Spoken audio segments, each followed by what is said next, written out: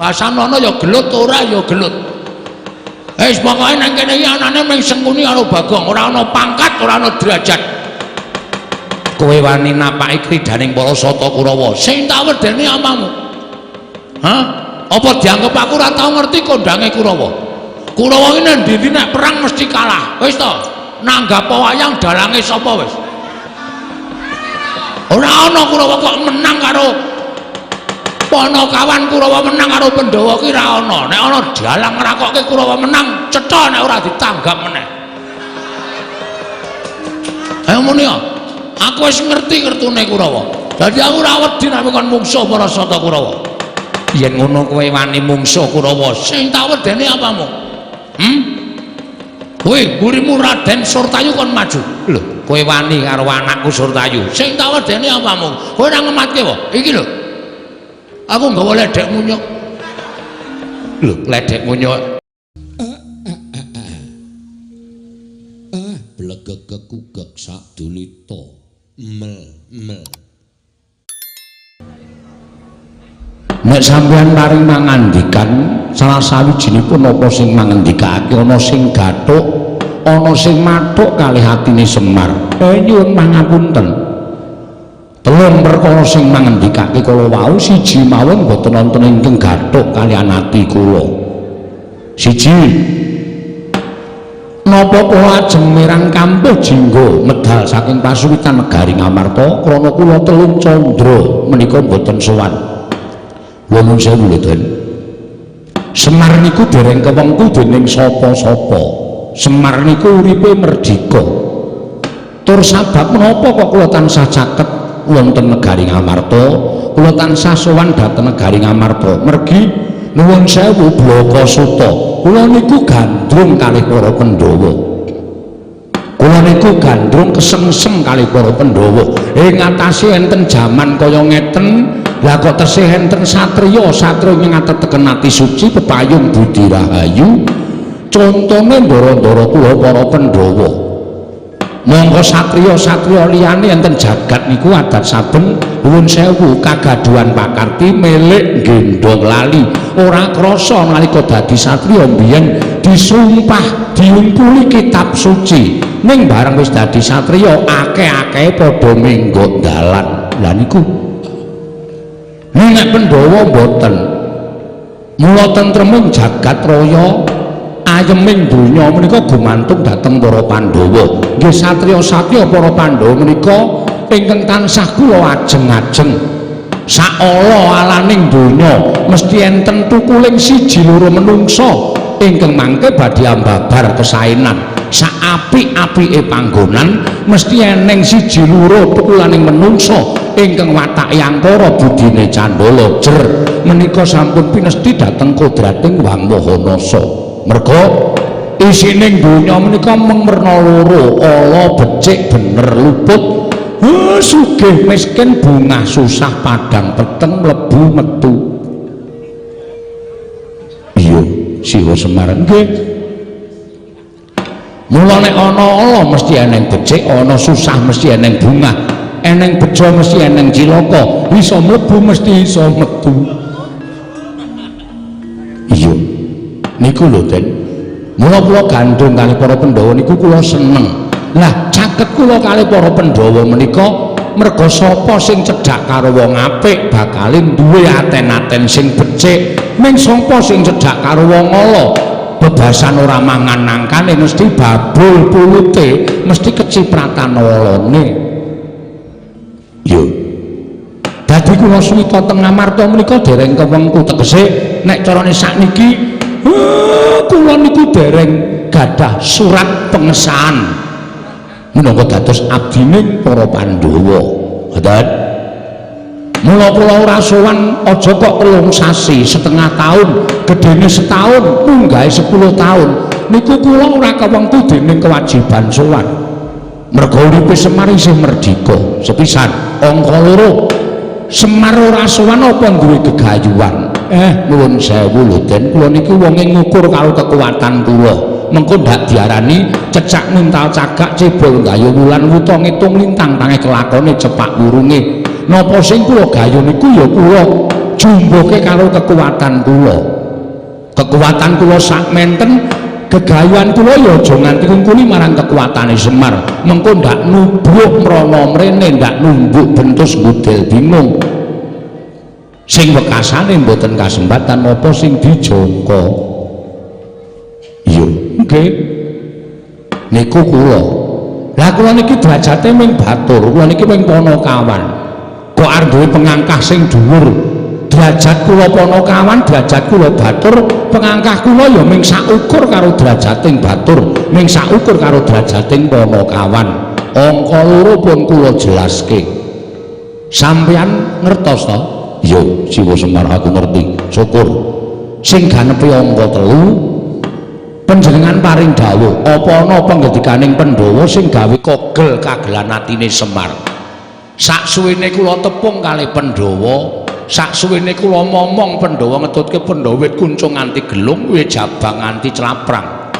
ora ana sithik mawon ngendikane Pandhawa sing natoni atine Semar Pandhawa niku pendak-pendak dawuh karo abdi niku mesti tembunge ngati-ati saora-orane nek kongkonan ora kaya kula niku dianggep wong cilik terus ditendang alor ditendang idul nganggo swara sing ora pantes kongkonan karo sak ngisore ning mesti nganggo tembung jaluk tulung lah menika lho menika pun ditinggal enten donya niki mboten wonten sing nganggo tembung jaluk tulung rumangsa derajate dhuwur rumangsa kongkonan sing derajat luwih ngisor terus ming waton dawuh sak kepenake dhewe tulung jupukna kae ngeten menika tembung sing langkung prayogi langkung-langkung nganggo tembung coba jaluk tulung nek kowe selo aku tulungono barang ana kono kae gawanen mrene niku sing dijaluki tulung lega ning nek dawuh nganggo tembung sing kasar arepa mangkat tengati tatu sok meneh nek dikongkon mesti ora gelem mesti kakean alasan nek mboten percaya mang praktekke iya niki kula matur napa anane lho Den napa sing kula aturke menika lahir lan batin ndara-ndara kula Pandhawa niku basane alus tembunge kepenak tengati tata kramane wutuh unggah-ungguhe kebak mula sapa sing caket karo para Pandhawa mesti dadi alus bebudene mesti dadi alus unggah-ungguhe mesti dadi alus tata kramane teng jagat niku pun mboten wonten mula kula aturke wong salwangsul donya niki wis kobong karo wong-wong sing tumindak angkara wong-wong sing lelamisan raine becik ning atine lethek ning dereng karuan raine ala ning atine lethek niku ya ora bakal nuwun sewu ampun digebyah-uyah mula aja sok kulino ngempukke watu ngatoske banyu girilusi jalma tan kena kinira iya mangsawang bocahe niku raine kaya wong nakal ning atine apik niku ya pirang-pirang kosok baline atine alus raine ala niku ya ora sithik raine niku becik ning atine ledhek gedhoane niku ya ora sithik mula Pandhawa niku pasuryane becik tumus tekan ati mula ati kalolati lan pakarti nyawiji niku Pandhawa banjur besok kapan Siwana Yantaka mrene bakal rawuh ning negara Ngamarta para Pandhawa ngenteni rawuhing Siwana Yantaka mengke riyen Den niki lelakon tesih sinengker dening panguwasaning dat kamurwing dat kula nembe manekung kelawan dewa kula nembe mahasinga sampun kelawan dewa ampun kleru lek kula mapake awak kula nek nganti kleru mengke ndak salah kedaden malah ngubar jagat saisine ning sing wigati mang tenggo mawon mang tunggu ku nek pun entuk sasmita Semar sesuk ajeng teng pundi niku anut karo atine Badranaya Ndara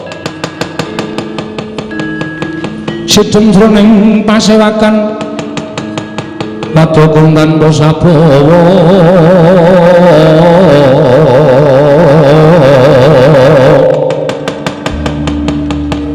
kapraban dening Sang Malendra Tama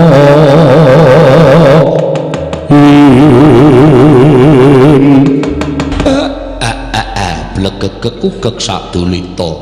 Kaget aku, tak kira karnaval. Karnaval apa, Pak? Lah kok ana wong nyandang munyuk munggah ning padukuhan Karang Kadempel.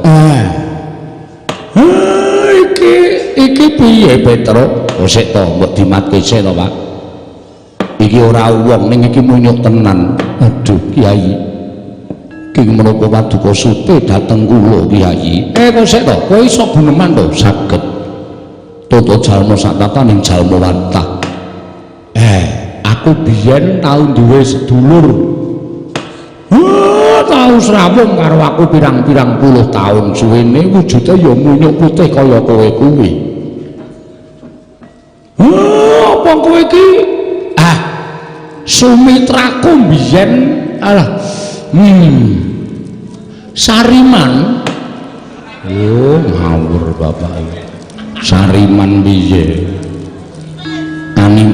Animan. Lah Petro ini ngomong ora cempeng pecotot ta, Ndro? Nolo garing kelingan ora? Kowe iki Anoman. Nek ora kleru lho, Pak. Ning apa ya isih urip? Iya. Apa kowe Anoman? Kiai Semar. Leres wingatipun Anoman, Kiai. Kula pun senggono. Kula pun mayang loro. Kiai Semar menapa tasih kemutan? Anoman tenan kasinggihan mekaten. Syukur Gusti iki Maha Agung. Gusti iki Maha Ageng. Wis pirang-pirang abad kowe ora ketemu karo aku. Lah kok dina iki mak jedul ning Karang Kadempel. Anoman kowe slamet. Pangestunipun Kyai Semar wilujeng ring Sambikala. Kemarin kula ngaturaken sembah pangabekti kula kunjuk Kyai Semar. Iya tak tampa. Pangestuku tampanono ya Man. Kula pundhingga jimat paripun dayana ning kasantosan. Bener apa Pak? Anoman. Anoman ora gareng. Waduh. Samet Man. Pangestunipun Kelurahan Ula Garing wilujeng bekti kula kunjuk ki Lurah. Iya tak tampa pangestuku tampanono. Kula pundhingga jimat paripun dayana ning kasantosan. Prayogakna ya niki sampun boten kirang prayogi. Slamet Man Anoman Ki Lurah Petro. Wilujeng Ki Lurah bekti kula kunjuk ya tak tampa pangestuku tampanono. Kula pundhingga jimat paripun dayana ning kasantosan. Sapa karo kowe sing ngancani tekan kene? Lurah Petro kula namung piyambakan. Lah terus dulur-dulur kethek mbiyen sampun sami pejah. Mati kabeh sampun. Kok ora ngabari? Kula mung mboten mangertos lenggahipun Lurah Petro kaliyan Kelurahan Ula Garing Lurah Semar kula mboten mangertos. Mergi negarinipun sampun benten. Kula mapan wonten ing tanah Hindi, panjenengan tanah wonten ing mapan wonten ing tanah Jawi menika tebih purukipun Ki Lurah. Wah, jan. Wis do mati kabeh to sampun. Kae munyuk sing raine wedhus kapimindo. Kae ya wis mati sampun Ki Lurah. Terus munyuk sing buntute dawa banget. Nganti kaya tampar kae cacing kanil. Kae ya wis mati sampun Ki Lurah. Terus munyuk sing raine boyo sampun pejah sedaya pokokipun namung kantun kula. Wah, jan kowe kaya umurmu dawa to Man. Pangestunipun dipun paringi berkah yuswa panjang Ki Lurah. Syukur prayogakna ya Man. Wilujeng ring Sambikala mboten kirang prayogi Ki Lurah. Kowe slamet Nyuk. Lho kok mbok ya Man ngono apa kok Nyuk. Kowe iki wong munyuk tenan kok diundang munyuk kok ora ento. Pangestunipun Ki Lurah Bagong wilujeng. Ki Lurah Bagong kula menika. Mbah kula menika kangen dipun sebut Nyuk kaliyan panjenengan. Ora lara atimu to? Kawit biyen kula nderekaken Sang Rama Wijaya panjenengane ngundang kalian kula ya tetep Nyuk kados mekaten. Wong ki apa anane? Kowe diparingi rupa munyuk dundang Nyuk aja nesu. Nek kowe dundang rek kirek ngono nesu. Ning nek kowe dundang Nyuk ki jumbuh karo kahananmu. Inggih Ki Lurah. Slamet kowe pangestunipun wilujeng niring Sambikala. Syukur. Wah, jan isih sehat kowe. Inggih. Pangestunipun tasih waras Ki Lurah Bagong. Untumu ya jek utuh tasih. Ora ana sing protol. Mboten Ki Lurah. Sehat berarti kowe aku wis entek Man. Inggih Bu menawi panjenengan kirang olahraga. Wis nek ora olahraga wis ning ya pancen nasibe dhewe-dhewe kok. Prayogakna ya Man. Nggih sampun mboten kirang prayogi Ki Lurah Bagong. Senggono. Kula wonten dawuh Ki Lurah. Eneng apa? Lah kok adoh-adoh kowe goleki papan pernahe Semar sak anak-anakku. Apa saka karepmu dhewe apa diutus bendaramu? Ki Lurah, wale-wale menapa? Kula menika dipun dawuh dening Sang Marting Jagat Prabu Rama Wijaya. Dawuh kaliyan kula kinen ngupaya wonten pundi lenggahipun Ki Lurah Semar Badranaya ngantos kekalangan persasat jagat menika sampun kula ubengi marambah makaping-kaping. Nanging boten pinanggih kaliyan lenggahipun Ki Lurah Semar. Tumuntun kula tambuh-tambuh sanggaring para kawula. Tumuntun sakmangke kawula paring pitedah dhateng kula bilih lenggahipun Ki Lurah Semar mapan wonten ing Nuswa Jawi. Mapan wonten ing Karang Kadempel. Ki Lurah Semar bejo kemayangan kula saged pinanggih kaliyan Ki Lurah Nayantaka. Ya pancen sakpurnane nggonku nderekke Prabu Rama, aku tumuli pindah ana ing Nuswa Jawa. Nderekake marang para putra-putra putrane Ndara Pandhu ya kuwi para Pandhawa. Mekaten Ki Lurah. Lah terus wigatene apa sinuwun Rama Wijaya kok dawuh kowe kaya ngono? Mugi antadosna ing kawuningan. Sapengeripun Ki Lurah Semar saking negaring Pancawati, Sang Prabu Rama Wijaya mboten kendhat anggenipun anandang Sungkawa, anandang Rudatin. Pendak-pendak lenggah siniwaka mboten ketingal bingar pasuryanipun Sang Marting Jagat Prabu Rama Wijaya, nanging tansah katingal rengu pasuryanipun Sang Prabu Rama. Tumuntun satunggiling wanci dawuh kaliyan kula. Anoman Murupadinen Kakang Semar Badranaya sabab Pancawati bakal rubuh yen to ora tinenggan dening Kyai Nayantaka. Aja pati-pati sira bali marang negoring Pancawati lamun ora keduga boyong kelawan Kyai Semar Badranaya. Tumuntun kula bidhal saking negari Pancawati ngupaya dhateng paduka Kyai Semar Badranaya. Pilengking saking menika Kyai, monggo samangke kula suwun kanthi sanget jengandika parenga kula boyong wonten negaring Pancawati amomong dhateng sinuwun Prabu Rama Wijaya sakula warga menawi paduka Kyai Semar boten kepareng tedhak wonten ing negari Pancawati tanwandi kula namung badhe nampi duka agengipun kula badhe kaparingan pidana dening Sang Marting Jagat Prabu Rama Wijaya Kyai Semar Badranaya. Blegegegeg sadulita mel lo gareng aku ora ngimpi apa-apa lah kok Karang Kadempel kerawan priyagung iki sing rawuh kok kaya Begawan Durna karo Rekyana Patih Harya Sengkuni. Wah iya ngono kok Begawan Durna rawuh glotruk. Aku ya weruh lho karo Rekyana Patih Harya Sengkuni. Begawan Durna rawuh gong. Wah wis ketekan penyakit iki. Tekan penyakit piye? Nek mau dayoe rada ngepenakke pikir. Anggere ketekan wong loro iki wis ta, ditenono. Nggon sing ayem dadi geger, nggon sing tentrem dadi congkrah. Mergo wong loro iki nuwun sewu tumbak cucukan. Senengane klincipi carang papak adu kono adu kene. Aja sok suudon. Ora apa ta? Suudon ning asli kok. Asli piye? Wis ta, tekan ye engko ora mesti gawe geger. Ora ya wong rawuhe ketok ya apik-apik kok. Sabar lho Kakang Mremban Durna, sabar. Wis ora usah dadak dirungokke. Panjen suarane Bagong niku ngonten niku. Nggih kula pun ngertos. Mremban wilujeng rawuhipun Slamet Semar ora takon ning Karang Kadempel niring Sambikala. Kaya tansah pinanganing kawidadan. Wilujeng bekti kula kunjuk. Ya tak tampa. Rekyana Patih Sengkuni bekti kula iya Semar ndak tampa. Penemban bekti kula katur penemban. Oh nala gareng tak tampa pangestu tampan ana ya nala gareng. Kula pundingga jimat paripe. Ndara Patih Sengkuni bekti kula iya nala gareng ndak tampa. Bekti kula katur penemban. Iya Petro tak tampa pangestu tampan ana ya Petro. Nggih kula pundingga jimat. Ndara Patih Sengkuni bekti kula kunjuk. Iya Petro ndak tampa. Pangestu tampan ana. Kula pundingga jimat. Penemban Durna bekti kula kunjuk. Oh iya, Bagong tak tampa. Najan kowe tak pandak apa elek karo aku, ning gandeng kowe drajating kawula ngabati karo piyayi tak tampa. Pangestuku tak manono ya Bagong. Nggih kula pundi. Sone aja sok ngarani wong sak nggon-nggon, sak penakmu dhewe. Durung karuan Durna kuwi pakartine mesti elek. Durung koran Adipati Harya Sengkuni pakartine mesti elek. Ora bendinane Begawan Durna karo Patih Haryo Sengkuni iki pangertine elek. Mula aja sok duwe Pandhawa sing elek karo aku karo Pak Dipati Haryo Sengkuni. Ki nyun ngapunten ming kerep-kerepe elek. Lah iya aku ya mung ngomong apa anane. Kula sing nyuwun ngapunten. Anak kula Bagong nggih Premban. Ora apa-apa Semar, ora apa-apa. Sasampunipun Arsu ingin dadi napa sasat ingin dados riwe wigatosipun enten apa rawuh enten Karang Kadempel. Nah, iki ngene ya Semar. Dadi omruhanamu prapaku ning Karang Kadempel iki ora kok saka karepku dhewe. Nanging aku mundhi dawuh timbalane anak Prabu Duryudana. Lan ngerti ya. Iki bakal dadi jalaran kanugrahanmu.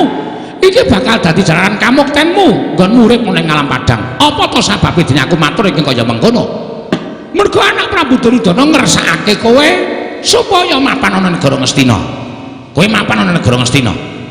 Lah, dene sakwise kowe engko gelem mapan ana negara Ngastina, kowe bakal njaluk apa wae bakal dituruti dening anak Prabu Duryudana. Aja kok wujuding brana picis.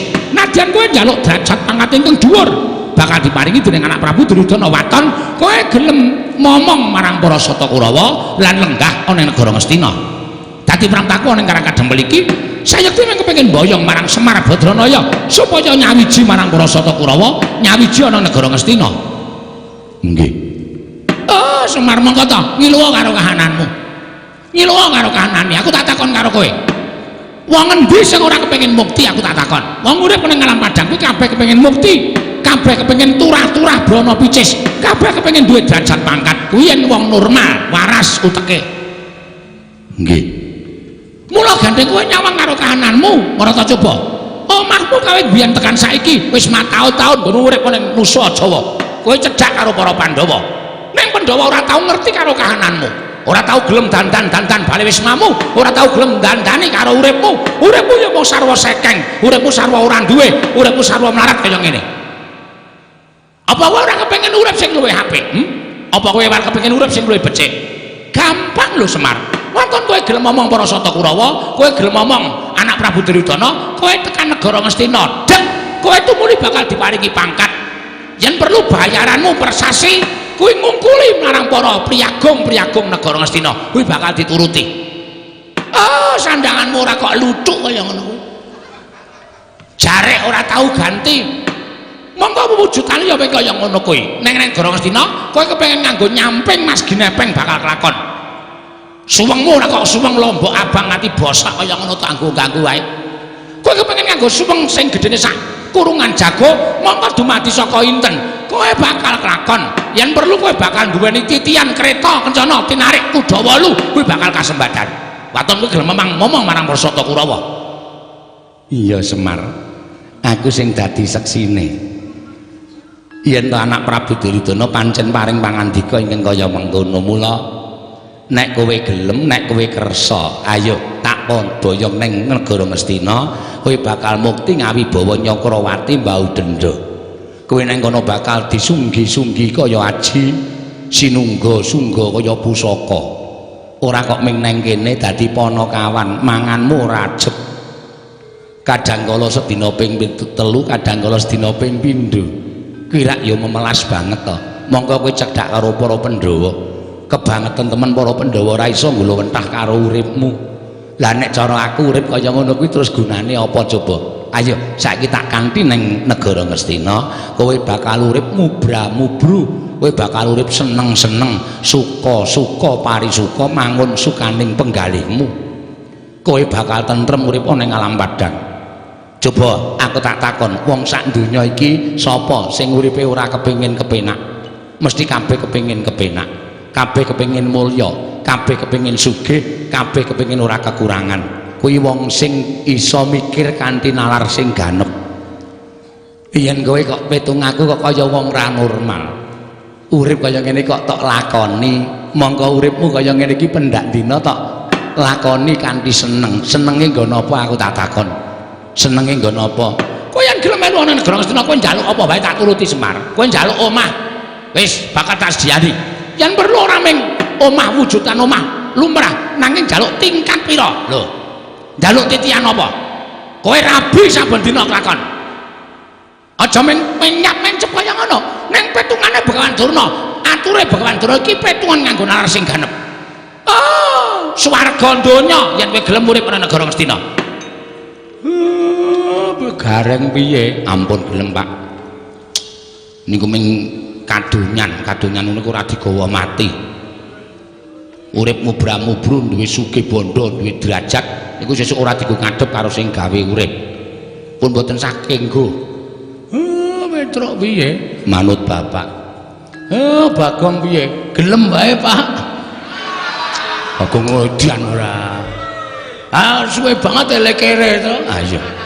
Iki ana kesempatan sugih. Ya Pak yo, menyang yo. Durna kon gaweke perumahan. Perumahan apa? Perumahan Ponokawan. Aja kuwatir, Bagong, mengko tak gaweke. Yen mung perumahan wong papat iki duwite sepira? Tak gaweke. Mengko yen perlu sing pinggir dalan, sing larang lemahe. Mengko sing pinggir dalan omahe Semar. Sing nomor 2 omahe Gareng. Sing nomor 3 omahe Petruk. Mengko kowe tak gaweke kandhang kirik. Oh ya wis rasah wae. Menungso e padake kirik ya, Tru. Ya ora apa-apa. Ora apa-apa dengkulmu mlocot kuwi ora. Adine kok ora apa-apa.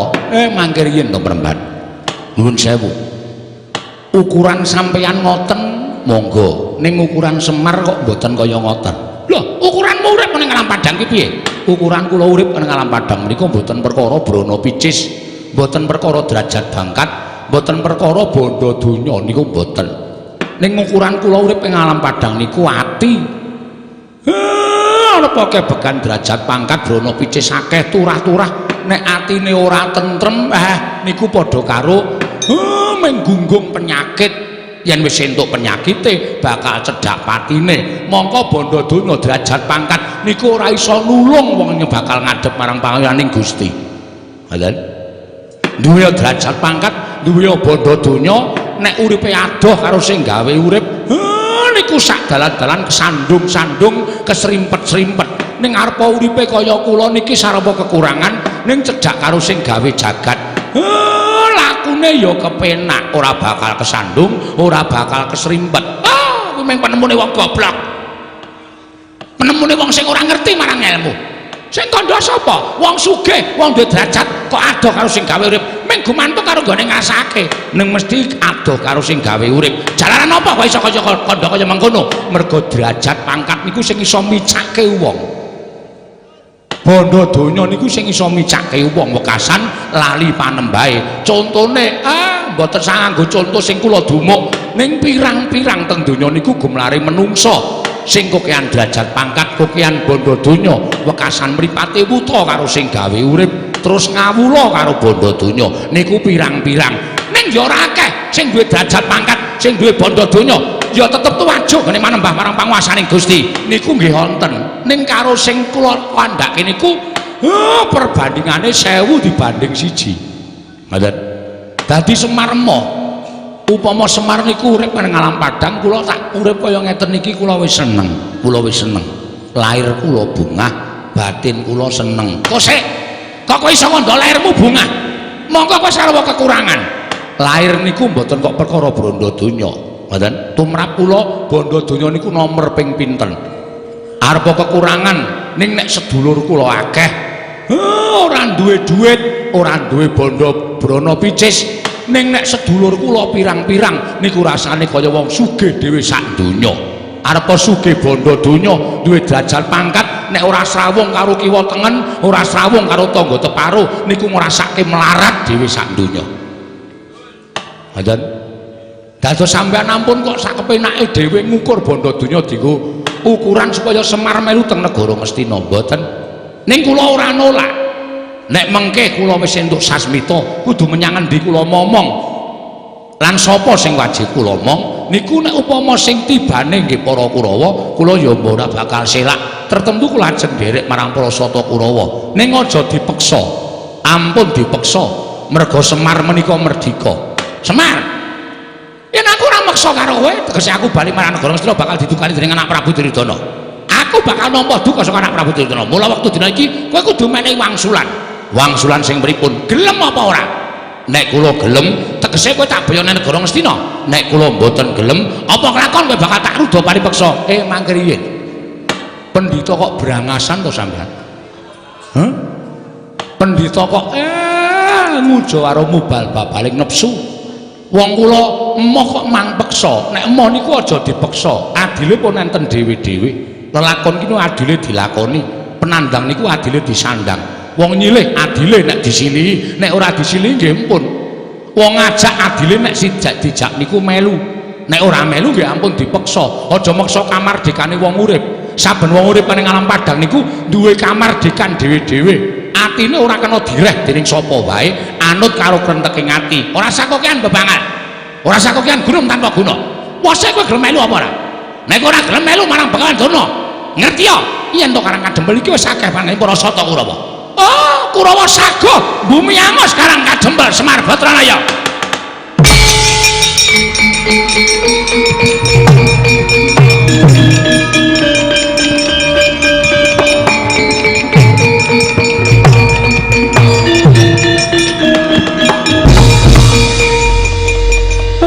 Bagong arep ngopo kowe? Kowe aja gawe perkara. Kowe aja gawe masalah. Iki dirembug sing apik-apik kena wae. Sik, kok sik. Kowe meneng sik, Mar. Iki perkaraku. Durna rawuh mrene iki arep boyong karo aku. Ning kata-kata terakhire Durna iki mau sing marai emosiku memuncak. Durna muni piye? Nek kowe ora gelem diboyong ning negara Ngastina, Kurawa diketapke bumi angus Karang Kadempel. Pak, aku iki ketua pemuda Karang Kadempel. Terus nek ana ora tentreme Karang Kadempel ki berada di pundak para pemuda. Aku termasuk sing tanggung jawab. Nek Durna wis muni kaya ngono kuwi, masalahe ora karo kowe tok, ning masalahe termasuk karo aku. Lah kowe arep ngopo? Sampeyan meneng.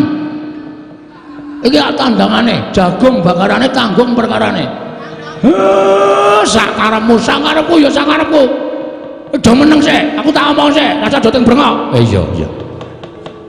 Dur. Loh, ora basa karo aku, sampeyan sing malah ora kepenak omongane. Loh, aku muni apa? Sing terakhir mau sampean muni pripun? Nek Semar ora gelem tak boyo nang negara Ngastina. Negara utuh Karang Kadempel kene bakal tak bumi angus. Kata-kata sampeyan sing terakhir iki sing nyocok perasaanku. Sing ngenani atine Bagong iki kata-kata sing terakhir iki. Tembungku sing endi? Rumangsamu apa anggapmu Semar kuwi terus ana sambung rapete karo Karang Kadempel. Karang Kadempel iki mung papan panggonane Semar. Aja dikatut-katutke. Nek kowe duwe perkara karo bapak, dirampungke karo bapak. Ora ngrasani arep bumi angus Karang Kadempel. Nek arep bumi angus Karang Kadempel, ateges kowe arep nyeksarake kawula sak Karang Kadempel. Mungsuhe dudu Semar. Ning iki Linmas Karang Kadempel. Iya aku nek ra tuku rokok sik. Sengkune wis gila kae. Mungsuhe keamanan Karang Kadempel, maka wis didapuk dadi keamanan.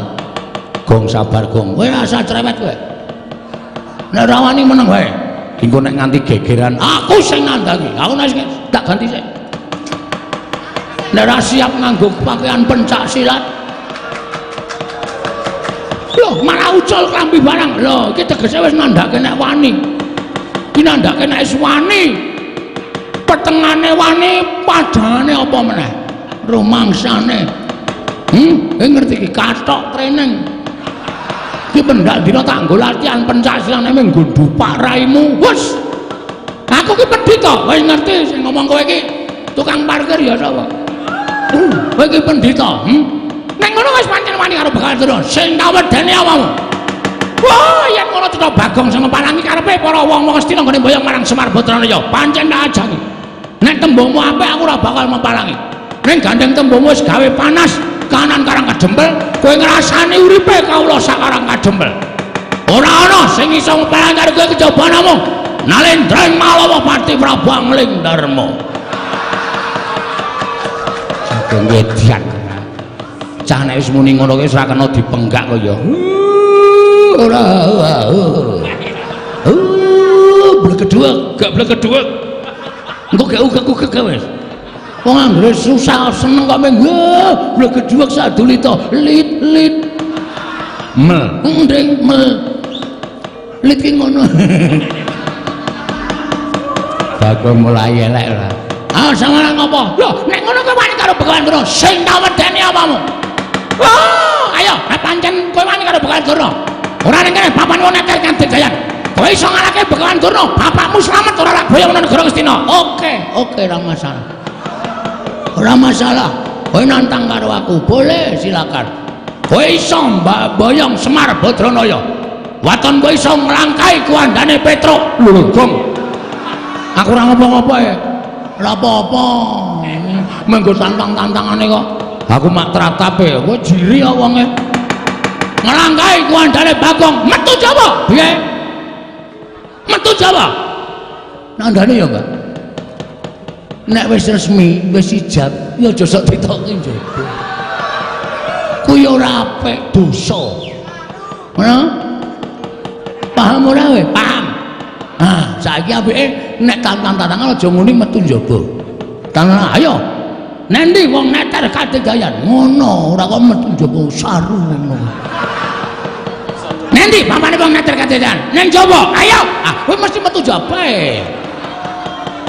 Ayo, neng Platan, karang kadempel. Ayo, tak jereke lenggane.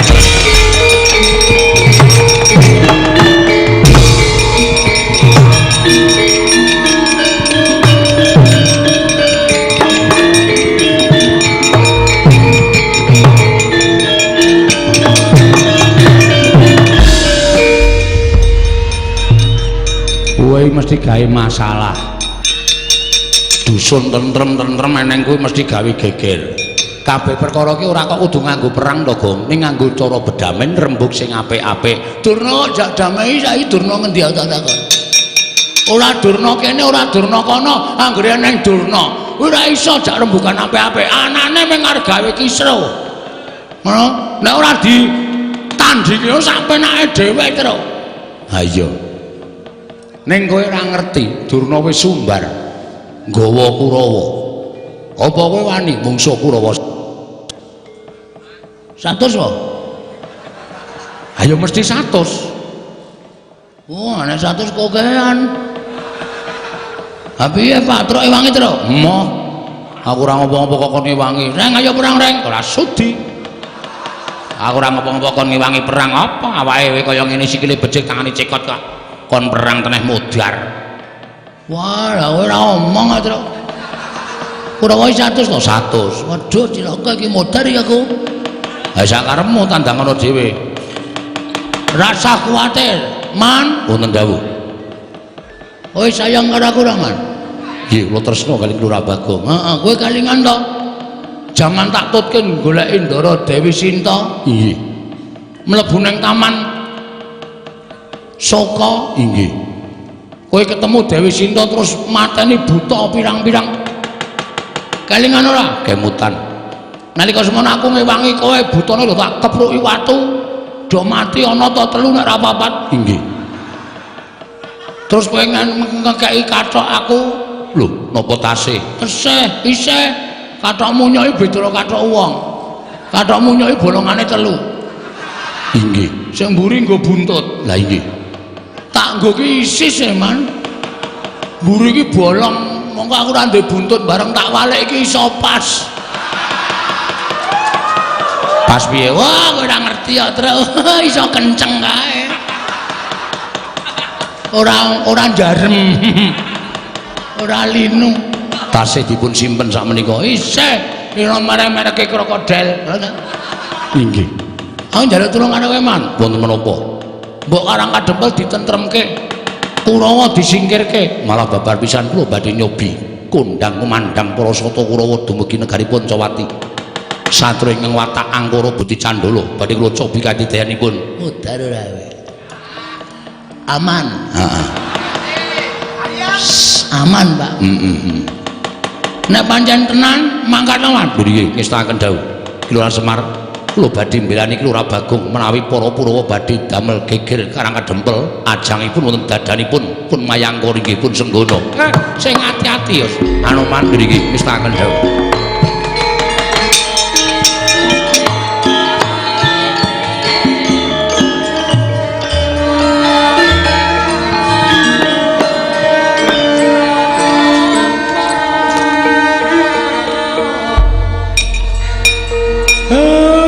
Tak jaluk kanthi banget anak-anakku aja masrahke perkara iki marang Anoman tok. Mengko ndak dikira kowe ora tanggung jawab Bagong. Siap. Kowe ya kudu wani perang. Oke, ora bakal mundur Pak. Wonten Anoman perang aku perang. Heeh. Nek Anoman ora perang, aku ya udah. Iki menjagake Anoman lho, Gong. Anoman ki ampun lho, Truk. Gembong mangli awan iso apa nek ora Anoman. Ning Anoman ya iso lho kalah karo Kurawa. Lho, petunganmu saka ngendi iso karo Kurawa? Anoman ki wis tuwa. Biyen jaman diderekke awake dhewe nom-noman biyen ya iso ngobong negara Ngalengka ijen. Ngono, mateni buta pirang-pirang ijen. Ning saiki Anoman ki wis tuwa, munyuk wis tuwa, ringkih awake, suda kekuatane. Mun nek nganti Anoman kalah, Kurawa goleki kowe. Mbok sing apik terus nek ngomongi. Wah, deg-degi aku to kowe. Ora ngedeg-degi iki ming apa jenenge planning ke depan. Apa terus? Planning ke depan. Maksudnya planning? Ya di pikiran ke depan iki piye, duwe gegayuhan to rencanane iki piye ngono. Ngene nganti Anoman kalah Kowe sing tumandang. Oke, tak lakonane, tak labuhi pati Pak, rasa kuwatir wis. Nang nganti Anoman kalah karo Kurawa, aku sing methuke. Rasa kuwatir, rawe-rawe rantas malang-malang bakal tak putung. Bagus. Ngono ku sing tak karepake. Karangkadempel iki bumi mutah getihmu. Iki papan panggonamu wajib kok tresnani, wajib kok belani. Aja ana ingkang iso ngidak-idak Karangkadempel. Siap. Aja kok ming lara nek perlu mati tok wujudi. Siap Pak, oke, ora masalah. Iki anakmu sing paling iso tok banggake. Mangane iki kelinci ucul iki.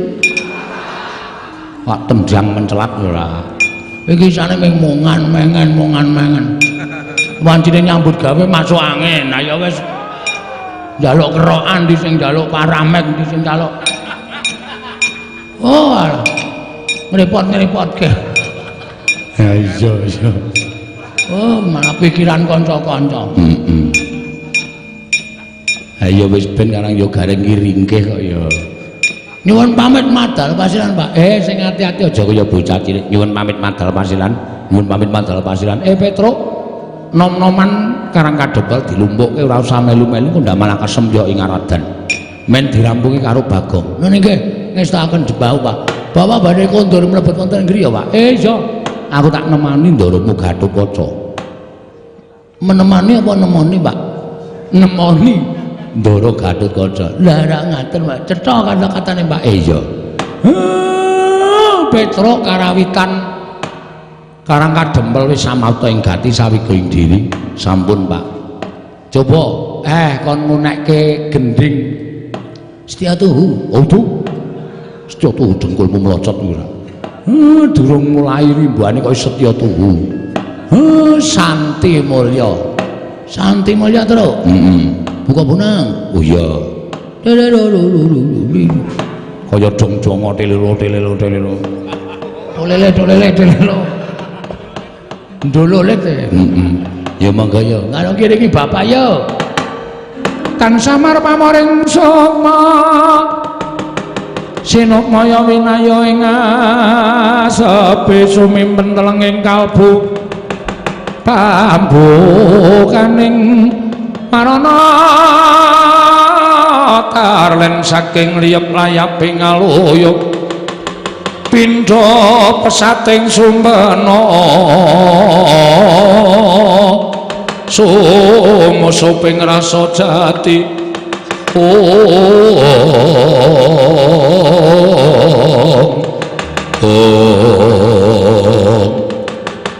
datan ngawusa manjing boten gugit sanggar sangarup nana gandha kecapon nalika semanten wadya bala Kurawa sayunan kaliyan Kelurah Bagong Sumawana nenggih Sang Anoman.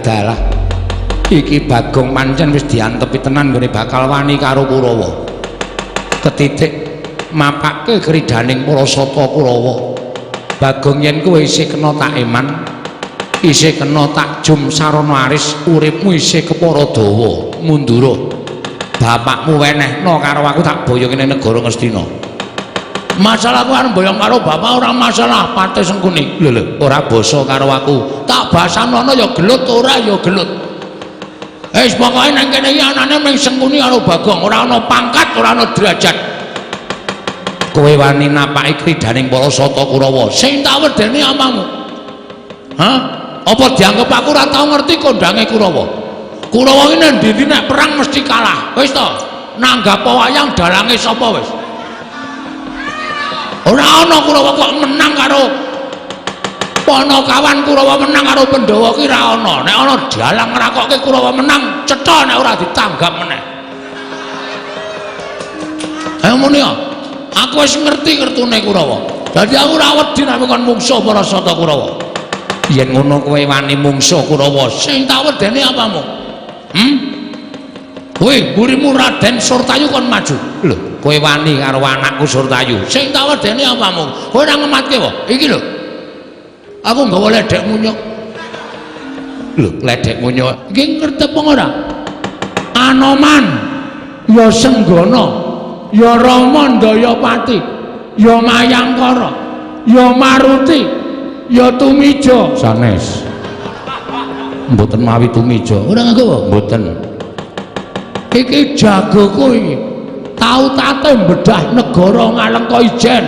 Ngalengka diobong Dasamuka keplayu. Prajurit buta pirang-pirang diremok karo Anoman. Aku tak takon karo kowe, tahu apa Kurawa mbedah negara? Tahu apa? Lakone apa aku tak takon? Urung tahu, iki Ijen tahu ya, Man. Sampun ate.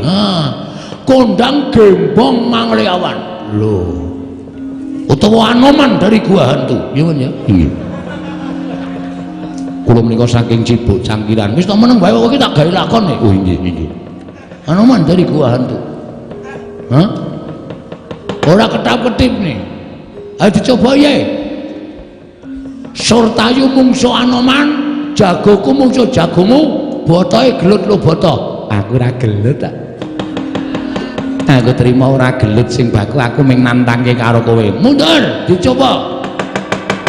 Jagoku kalah karo Surtayu, Raden Anoman kalah karo Raden Surtayu, bleh. Keleti dhewe. Inggih. Kula atur seminggah kula Bagong badhe kula trajang. Ayo didokke jagone. Kowe mundur aku mundur. Ayo ditatohi ae. Mbut ora. Yo satu-satu moh. Ora wani kene. Cah gleleng tengok dhuwur, Mas. Kene lungguh dhuwur kene ora nang ngisor. Malang kerik. Inggih. Kowe ke Surtayu maju jotos raine dis. Nggih. Ayo ge minggat kowe. Iya iya. Patih kok dinggat-gatke ra. Apa iki ngengaran Anoman? Iya, nyuwun pangapunten, lakar kalersan mekarten Gusti Patih. Dicoba kekuatanmu apa pancen isih padha duk nalika kowe isih enom. Pancen aku krungu kondangmu ning durung ngerti kasunyatanmu. Ayo kalahno anake Patih Sengkuni para sata Kurawa mlayu badhe njajal kula semanggaken Surtayu aja kaya bocah cilik aja meneng wae iki tandang ana Anoman ora minggat pecah siramu para maju legane atiku Raden Surtayu.